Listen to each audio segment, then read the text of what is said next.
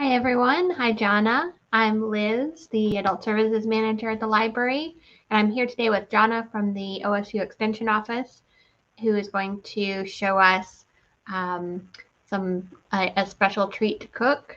I believe it's Sloppy Joe's today. Is that right, Jonna? It is. It is. You guys are going to kind of see a theme here. I'm doing a lot of ground meats, but it's an economical way to cook, so that's the reason we're doing a lot of ground meats and proteins that way.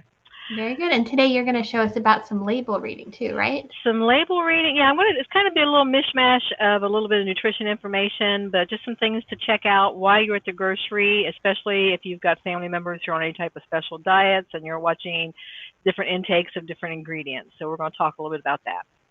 Great. So I just wanted to remind everybody before we get too much into the class that this is the last of our virtual classes as part of this series. Next week will be in person at the Northside Branch Library.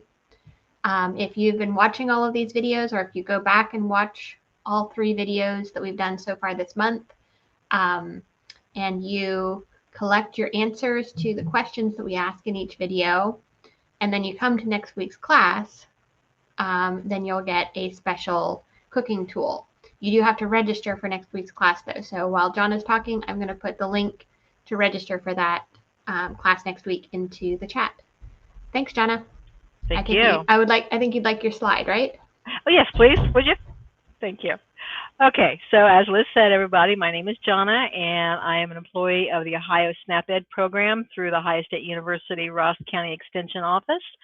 And as always, remind you of our websites, the choosemyplate.gov for anything nutrition related, and then our celebrateyourplate.org, which is our SNAP-Ed website, is where I get a lot of these really yummy recipes, so make sure you check those two out. So I want to get started today right away. Liz, you want to go ahead and there we go. I'm going to talk about the recipe, get it started. Can you see? I got some glare from the window.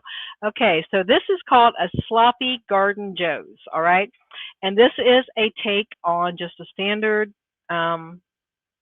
sloppy joe recipe that we all are familiar with, that we've probably made 100 times. But it's a really good way to, as I said, we're going to take some ground meat and make it stretch further. So we can feed maybe more than just a couple people off of a pound of ground meat. We can feed 4, 5, 6 maybe. And then also we're going to be able to incorporate some vegetables into this. So especially if you have picky eaters in your house, sometimes it's tough to get them to eat their servings, what they should have, at least 3 to 5 servings of vegetables a day. So this is a good way. Just one sloppy joe sandwich is going to get a really good solid 1, possibly 2 servings of vegetables into a meal for them. So just a quick review. Our ingredients are some olive oil, which we're going to use to brown up our vegetables, some onion and bell pepper, which I've got here, some mushrooms. You can use canned. I actually found a good deal on some fresh mushrooms, so I got some fresh mushrooms, some carrots that I've already started pre-shredding here, and then a can of no salt added, get the camera right, no salt added crushed tomatoes, some garlic powder, a 8-ounce can of tomato sauce, a little bit of barbecue sauce, and then just some garlic powder and some pepper, okay? So most of these ingredients you're going to have on hand. You may not have the fresh onion and pepper, but if you're like me and you had a chance to freeze some ahead, you can always throw those in, okay? So I'm going to start off by adding just a little bit of olive oil to my pan here, so I don't forget to put it in there. I'm good at that. And then I've already washed my hands, washed my produce all up, and I'm going to cut this bell pepper in half. And the recipe calls for just a bell pepper. Well, this is a rather large pepper, so I'm going to cut it in half and just use half of it. So as you can see there, I cut it in half and I pulled the stem off and I'm pulling the membrane out. I'm going to tap these seeds out in the sink so I don't have to worry about them being in my sloppy joes. And then I'm just going to work on, well, I still didn't get all the seeds out of there. They're pesky little critters tonight. I'm just going to start slicing these up. And you want to cut these up into pretty small pieces because this is going to be on the sandwich, right? So you don't want to have big super chunks in there. So always, keep your fingers back. Use a sharp knife. A dull knife will cut you quicker than a sharp knife. And then I'm just going to run my knife through this and cut these into small. These seeds are really hanging around tonight. Small pieces. And they don't have to be uniform. They don't have to be pretty. We're going to cut them up and, saute them up into this mixture. Now, bell peppers are really good. They're a good choice. They're a good source of vitamin C. They're a good source of potassium. So you're going to get a lot of good nutrients out of a bell pepper. This one is, I just bought it yesterday, but it's not the freshest. So it's a little, welcome to Ohio, folks, where our produce is not quite as fresh in the wintertime as it is in the summer. And then I'm going to do the same with this onion. I'm going to cut it in half. Always be careful cutting a round item because it will roll on you. That's a good way to get cut. All right, and then I'm going to slice the end off here as well. And then I'm just going to cut this into small pieces, dice it up. As I said, it doesn't have to be pretty. And I've got a red onion here just because I thought it would be pretty in the dish. Doesn't have to be any certain one. You can use a yellow onion, a white onion, a red onion, whatever you happen to have on hand. A lot of times in the wintertime, as I said, I freeze up a lot of my own onions, but you also can buy those prepped vegetables at some of the groceries. Just having a bag of onion makes it so quick to come in and grab a handful and toss it into your dish so you don't have to worry about doing all this. And I'm telling you what, this is a little potent. It's making my eyes water. All right, so let's get our burner turned on for our... That's the nice thing about virtual cooking. None of the rest of us have our eyes watering. I know, I am crying up a storm here, so, which is good because my eyes are kind of dry anyway. Help me out a little bit. All right. So you want to start off by putting your, let me go through and make sure I don't have any really large pieces of this pepper. All right, so I got my skillet heating up here, get my oil moved around my pan some, and then we're just going to toss this in the pan and let it cook up a little bit just until the onions start to get a little translucent and your peppers start to get a little soft. Okay. And you want to stir it around a little bit to make sure that you've got oil in there so you're not vegetables laying on dry metal and singeing up. And then I had already started grating up these carrots. You always want to grate a carrot instead of cutting it up because carrots take a lot longer to cook than most produce. So when you're putting in something like this, it's always a good idea to grate it up instead of chop it up. You can, if you don't mind having the little crunchies in your sloppy joe, you can just cut it up into small pieces, but you're going to be better off if you just shred it. And it doesn't have to be this micro. I could find, actually, I normally use a larger grater, but my big grater has disappeared for some reason. I don't know what I've done with it. So I've got this little tiny one that I'm using. So they're really small. All right, just use my spatula and scrape that off there, get all that goodness in there. And I'm going to add those to our skillet. So as I said, this is a really good way to get veggies into a diet of someone who maybe is not a big vegetable eater. And that can include yourself. I mean, you guys have heard me say before that sometimes we have to trick ourselves into eating things that we don't normally like because, it's just, if you put it into a mixed meal like this, I'll get my thoughts out here in a minute, mixed dish like this, you're not going to actually taste maybe the bell pepper or the onion. So you'll have enough there to get the nutrients out of it, but you're not going to have to taste it as much, okay? So the recipe calls for ground beef. Well, I'm going to switch this up, and when I went to the grocery, this was a little bit cheaper than the ground beef. Actually, it was a lot cheaper. So I'm going to go ahead and use ground turkey instead of ground beef. Now, I'm not going to lie to you. Ground turkey is not the same as ground beef. You're going to have a little bit difference in the flavor. You're going to have a difference in the texture. So again, by using the strong flavors that we're going to have in this with the barbecue sauce and the garlic and all the vegetables and the tomatoes, the ground turkey is going to be a really good substitute because you're going to not taste it as much. You're going to have the same texture pretty much there, and it's going to be a little bit more cost effective. I was able to purchase this for probably $2 cheaper than a pound than the ground beef. So, okay, so we're going to let that cook up just a little bit. And while I'm letting it saute, I do want to go over, you hear me talk a lot about how you should be getting the 5 food groups in your diet. This is our My Plate. So fruits and vegetables, we should be getting, fruits and vegetables, hard to do this when you're on camera. Fruits and vegetables, we should be getting 2 to 3 servings.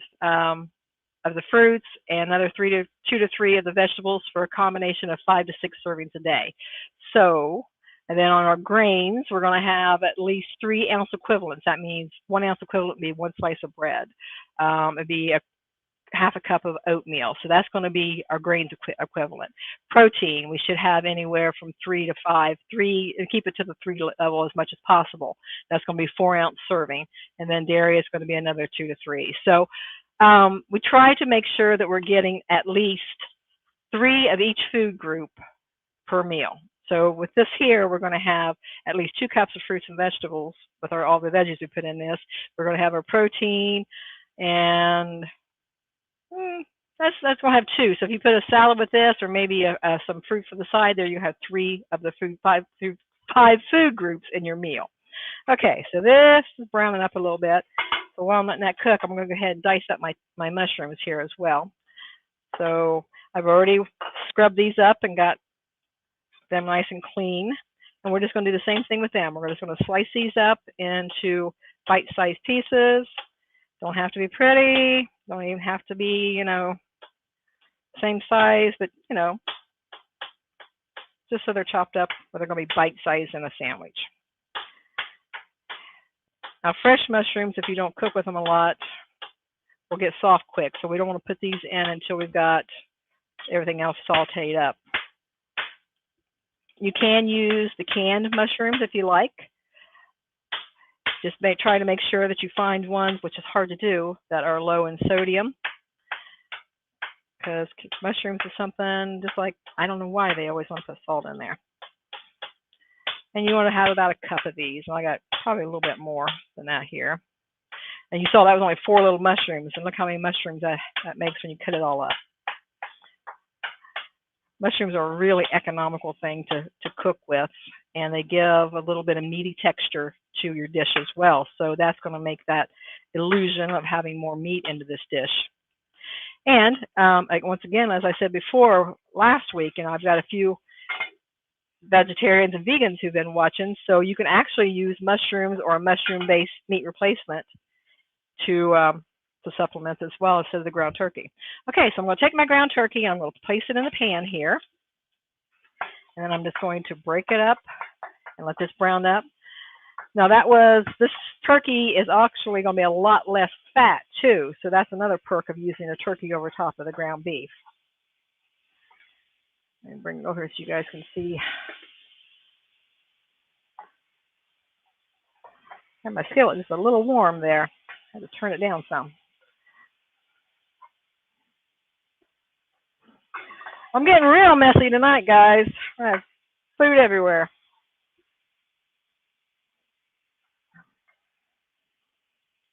Okay, so we'll let that brown up.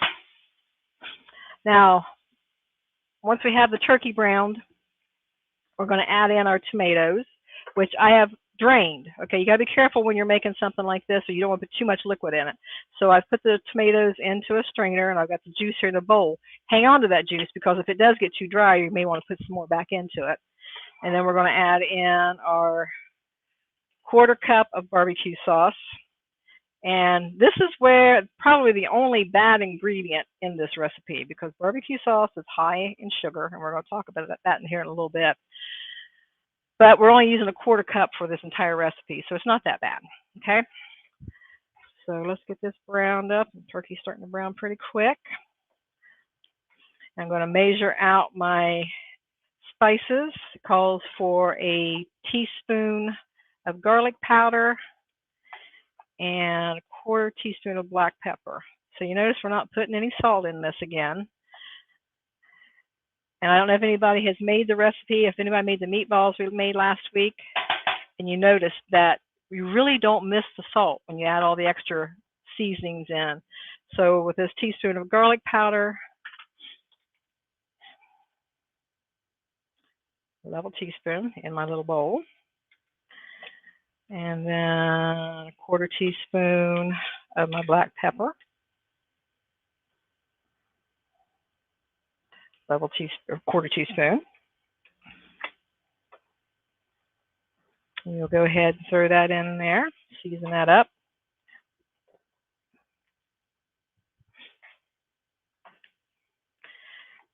And again, you always want to put your seasoning in so you make sure that it gets distributed throughout the entire dish. This is not really a big deal with this one because we're going to be putting liquids in here, so it's going to even out pretty well anyway. Now that turkey browns up pretty quick, but you want to make sure that all the pink is gone. And another plus with the turkey, it doesn't have a whole lot of fat, so I'm not even really going to drain this. There's not a whole lot there. If you feel like you want to, you can always just tilt your pan to the side and scoop the fat out, but there's not that much there in this meat. I've got onions everywhere. I'm going to have to mop the floor when we're done with this recipe. Okay, so got that pretty much cooked up. So now I've got the meat all broken into small pieces, browned up. I'm going to add in my tomato sauce, which I've already opened up. And that's just a can of tomato sauce, no salt added, okay? And then I've got my tomatoes that I've drained over here. I'm going to throw those in. I've got the barbecue sauce, which I've measured out, so it's going to go in the pan here as well.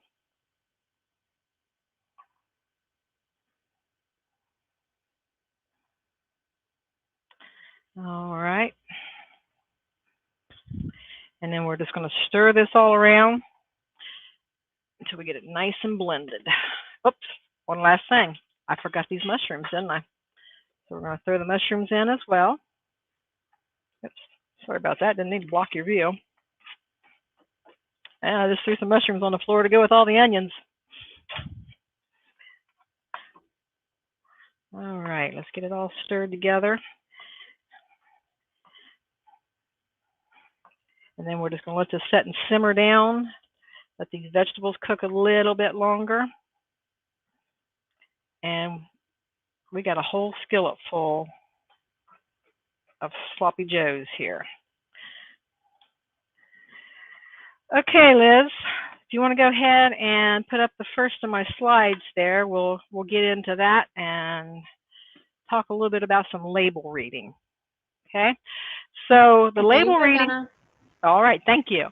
So I just want to point out here, now I know a lot of people, some have got members of their family who maybe are on a special diet. Maybe they're watching their salt intake or they're watching their sugar intake. So I'm sure you're probably familiar with reading labels in the grocery store. But just want to point out some of the important things here to watch. Okay, I'm always preaching, buy the sodium, no sodium added, right? So this is a couple cans here of vegetable soup. And if you look at the big difference here, highlighted in red, okay, the regular soup is going to be 680 milligrams of sodium, which is 28%. You see the percentage down there, that's your daily value. I'll show you that more on the next slide here. But then on the reduced sodium version, you're getting 340 milligrams, so you're getting 14. So you're getting half of the sodium. And keep in mind, too, that that is for 1 cup of soup. And if you look at the total servings per container, that means there's 2 servings in this container. So if you're like me and you're having this can of soup for lunch, you're probably going to eat that whole can. So that is going to make you have double the amount of sodium there. So it's going to be, what, 56% of your daily intake of sodium in that 1 can of soup. So you really need to be careful when you're looking at your labels, how much of a content of a certain ingredient is there. Look at your serving sizes and make sure you're really aware of what you're actually eating, because it can be misleading if you're thinking, okay, 28% of my sodium for 1 can of this soup, well, that's probably 1 meal a day. That's not a whole lot, but if you eat that whole can, you're getting half of your sodium per day. So then the next slide, Liz, please. Thank you. Talk a little bit about those daily values. So, grams, and this over here where it talks about the nutrients and stuff, sometimes can be confusing, especially for people who may, like, or Liz and I were just talking about, I'm old school, I'm not metric yet, probably never will be. This is the way I am. So I do well with percentages. So by looking at that percentage there of your daily value is going to equal 100%, right? So if you're getting 28% or, 56% if you eat the whole can of your sodium in this 1 can of soup, you've already taken up over half of your daily intake for that nutrient or that sodium or whatever it is. So be really aware of what you're looking at. Anything that is 20% or higher is going to be considered a high source of something. So that's really high on sodium, right? If it's 5% or lower, you're going to see, looking at the iron down there. Okay, it's 4%. So that's not a very high source of that. But if it's something you want to be low, if this was 5% or 4% on sodium, would be right, would be good, right? So you want to make sure 20% of something is considered a high source, 5% and lower is considered a low source. But your daily intake of anything should equal 100. Okay, Liz, if you want to put up the next slide there we're going to compare this recipe with that good old can of Sloppy Joe sauce. So I probably maybe have one of these in my cabinet right now. Who knows? So we're looking at the nutrition facts. All right. Number one thing I want to highlight there in the yellow, there are 12 servings, 3/4 cup servings of this Sloppy Joe, this recipe I just made. And you saw this big, huge skillet I've got going here.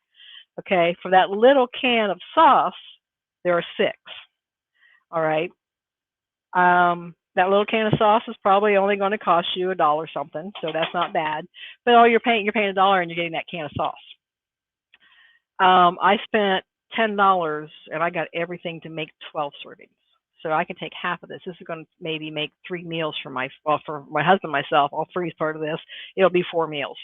So that's $2.50 per meal for this recipe, and it would be 1 can for so there's half that. Plus I have to buy the buns. I have to buy the meat. So if we look at the ingredients here, okay, if the serving size is 1/2 of a bun and a 3/4 cup of Sloppy Joe mixture is what this is based on for this ingredient panel for the recipe. For the jarred sauce, it is just for 1/4 cup of the sauce. So keep that in mind. The recipe is going to be pretty much all your meal, and the can is going to be an ingredient, if that makes sense. So 170 calories versus 35 calories in the canned sauce. Well, that's a big difference. But the 170 calories on the recipe is including the bun and is including the meat and vegetables and everything that went into it. The 35 calories is just 1/4 cup of sauce. And then you go on down through there, you can see, the fat. Okay, there's 8 grams of fat for the recipe, but that's for that pound of turkey that we probably less for turkey. For ground beef, it would be 8 grams. For the sauce, okay, the meat's not in there yet. Don't have to worry about that, so it's 0. Going on down through there, I want you to look at the sodium. Okay, if the sodium is 180 milligrams for the bun and the Sloppy Joe mix. For the canned sauce, or just the sauce, is 310 milligrams. So the canned prepackaged is going to be way higher in sodium because they use it for a preservative and they also use it for flavor. So you really have to be careful with that.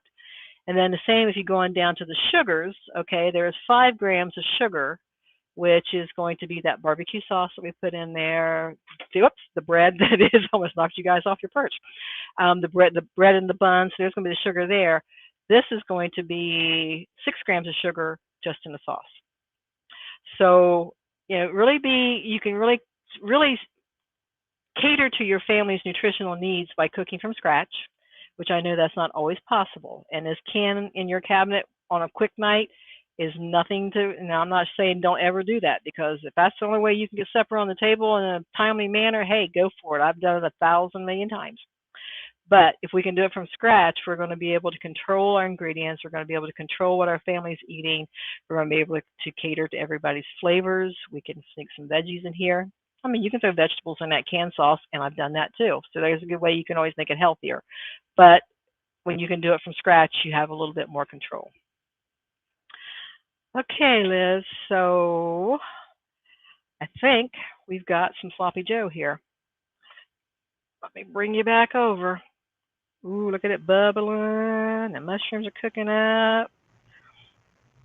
And you're talking about the onions? Well, you should be able to smell it now, Liz. It smells really good. Well, now I would like to be able to smell it, but I didn't want to smell it before when you're just cutting them. Yeah, I don't blame you. It was a little intense.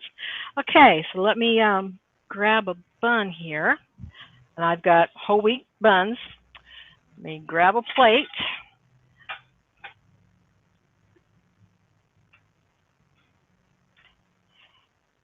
And it says to only do half a bun on the recipe. Well, come on. I'm going to do a whole bun. And about 3/4 of a cup of sauce. And there we go, guys. You could top this off with a little bit of cheese if you wanted to. You could slice up some more of that red onion and put on top of there. I think this would be really good with maybe some shredded cabbage or lettuce on top of it. But there we go. We have a serving of vegetables, we have a serving of whole grains, and we have a serving of protein. Can't beat that. There's our 3 items for my plate, and it's supper. Looks delicious. I'm sure it's going to be. I got really messy tonight, though, guys. I don't think I've ever thrown this much food around. I've had a ball. It was really good. So, one thing I did want to tell you too, I didn't go over this, and I want to show you this visual because the question of the week is going to pertain to this. So let me slide you back here so I can bring it down so you can see what I'm doing. I've got a container. This is my husband's container of sugar. I'm going to blow my own horn here real fast, though, guys, because I went looking for something in my house that had a lot of sugar in the label ingredient, and I couldn't really find anything. So I'm going to use the barbecue sauce. When you're looking at an ingredient panel on any item you buy, the first thing that is listed is going to be the main ingredient in this. And unfortunately, on this barbecue sauce, the first ingredient is high fructose corn syrup. Ugh.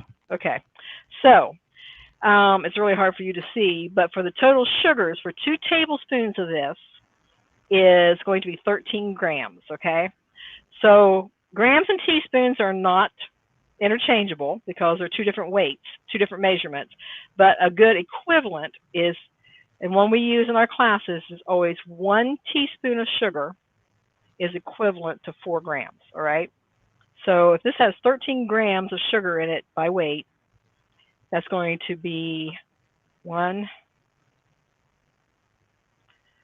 2, 3, 4, and then a pinch. That's how much sugar is in 2 tablespoons of this barbecue sauce. So, keep that in mind. That's really what you want to look at when you're thinking about, okay, 2 tablespoons, or, actually 4 tablespoons doesn't sound like a whole bunch, or 3 tablespoons doesn't sound like a whole bunch, but teaspoons, not tablespoons. I can't even do my own measurements. 3 teaspoons doesn't sound a lot, but when you put this in perspective, as 2 tablespoons of this has this much sugar in it. So that's kind of why you need to really be careful, because you shouldn't have, I'm not sure what the actual recommendations is on sugar right now, but when you think about the last time you had wings and you put barbecue sauce on it, that was a lot of sugar you took in right there. And then the same thing holds true for salt. You should only have about 2,300 milligrams of sodium in your diet a day. Well, sodium is salt is pretty much the same consistency of sugar. 2,300 milligrams of sodium is equal to about a teaspoon. Okay, so that's about all the salt we should have a day. And thinking about how much salt was in that canned barbecue or sandwich sauce that we were using, that was a lot of salt. So we had half of that in that one sandwich. So kind of be careful there. So leads us right into our question of the week. Question of the week is going to be, and I just gave you the answer, how many grams are in a teaspoon of sugar or salt? 4. It's going to be a visual. It's not weight for weight, but 4 grams of sugar or salt visually is a teaspoon. So that's always a good thing to kind of visualize when you're trying to. A good thing to do this with, especially to do it with your kids, is to do it with a soda, like a cola or that nice yellow bubbly drinks that all the kids really like to drink. Look at the can and see how much sugar is there. Divide that grams by 4 and then measure it out, just like I did in this bowl with a teaspoon, and let them see how much sugar is actually in that can of soda that they drink. When they get into where they're drinking the big bottles, it's astronomical. It'll really blow your mind. So that's a good experiment to do with your family and your kids. So keep that in your back pocket when they're telling you, I don't drink too much pop. So, all right. Any questions pop up, Liz? No questions this week. Okay. Thank you, Donna. Thank you, everyone, for watching. And just a reminder, next week's class is in person at Northside Branch. Please register. If you haven't already watched the whole series, you can still go back and watch the first 2 episodes. They're both on our YouTube page and our Facebook page. And if you watch those and make note of the answers to those questions, and then you come to next week's class, then you can get a free cooking gadget. I look forward to seeing everybody next week. Hopefully a bunch of you can show up. If not, I think are we gonna do this again in March the same way, Liz? We are doing this series again in March, yes. Okay, so I'll come up with some other topics to see how much food I can throw around the kitchen and have a good time sometime in March. So if we don't see you next week, hopefully we'll see you in March. Okay. Sounds good. Thanks, Jonna. Have a good Thanks, afternoon. everybody. You too. Bye bye.